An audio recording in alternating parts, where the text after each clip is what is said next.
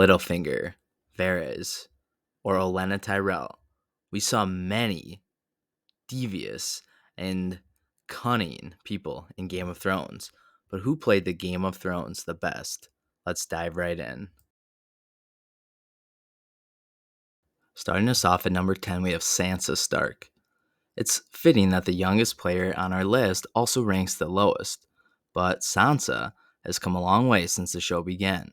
At the start of Game of Thrones, she's incredibly naive and is basically a pawn in the plans of others, often as a bride to be married off. However, Sansa observes those who use her carefully and is able to anticipate their actions, using her knowledge of Ramsay Bolton to help win the Battle of the Bastards. At number 9, we have the High Sparrow. Sometimes humility is the path to power. The High Sparrow, whose real name we never know, managed to go from a traveling holy man to the most powerful religious figure in Westeros. He's skilled in manipulating his followers as well as the nobility. The High Sparrow managed to leverage the imprisonment of several notable players to gain even more power. At number 8, we have Daenerys Targaryen.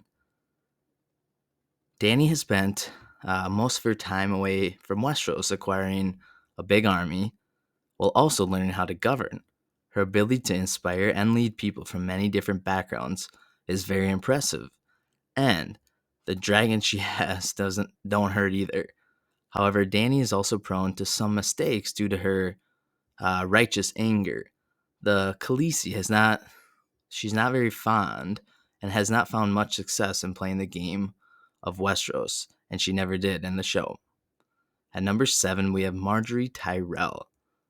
Marjorie takes a more proactive role than her grandmother, Olenna, and aims to be queen, the queen. Not only is she ambitious, she's also extremely tactful when it comes to dealing with others and can even manipulate Joffrey.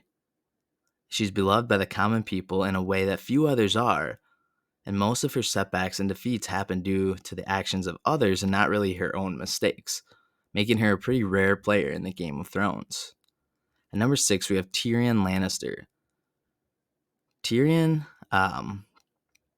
being small in stature, has not played a factor in him not being playing the Game of Thrones well. When his father entrusts him with being Hand of the King in his stead, Tyrion takes to politics with gusto, playing several major figures and pitting them against each other to achieve his goals, and even successfully leading the defense of the capital. After losing that brief position of power, he eventually regains it, this time under Dany. At number 5, we have his father, Tywan Lannister. He is single-handedly responsible for his family's success and reputation. A master military commander, Tywin is equally skilled in financial and political matters, skills which he acquired during the decades he spent as Hand of the King. He's cold, calculating, and utterly ruthless. Tywin helps bring about many major events, from advantageous alliances to even the infamous Red Wedding. And at number 4, we have Cersei Lannister. So we've had 3 Lannisters in a row, but perhaps the most cunning Lannister is Cersei. She's nearly as smart as Tyrion, and even more ruthless than even Tywin. Cersei is absolutely one of the biggest power players in the Game of Thrones. After orchestrating her husband's death, Cersei became the power behind the throne, to some degree or another, when her 2 sons sat on the throne, working all the way and the while to increase her authority. Although her willingness to murder and torture her way to the Iron Throne was very successful, Cersei's hatred makes her prone to mistakes that cost her dearly, and her quest for power caused her to lose nearly everyone she cared about.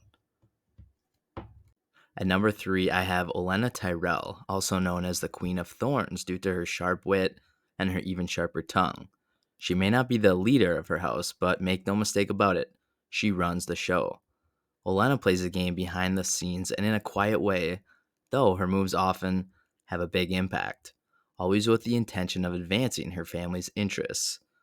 Her masterstroke, however, may be the murder of King Joffrey by poisoning his wine.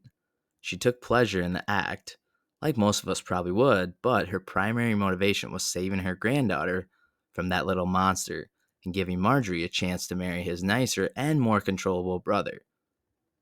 At number 2, we have Varys.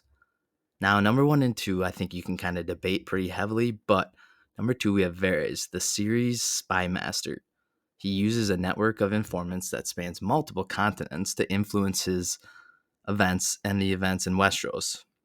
He's cunning, incredibly intelligent. The bald eunuch has surprisingly benevolent intentions for someone nicknamed the Spider. His main goal is to keep the players from trampling the common people and working to install someone good and strong on the throne, though he attempts to accomplish that dream with efficiency and a healthy bit of self interest, of course. Now, at number 1, we have Peter Baelish, also known as Littlefinger. Peter Baelish manages to ascend from minor nobility to one of the most powerful men in all of Westeros, possessing a spy network only surpassed by Varys and having no loyalty to anyone but himself. Littlefinger's ambition extends to the Iron Throne itself. His schemes helped bring about the death of 2 hands of the king and led to Joffrey's murder. Heck, he even killed his own wife.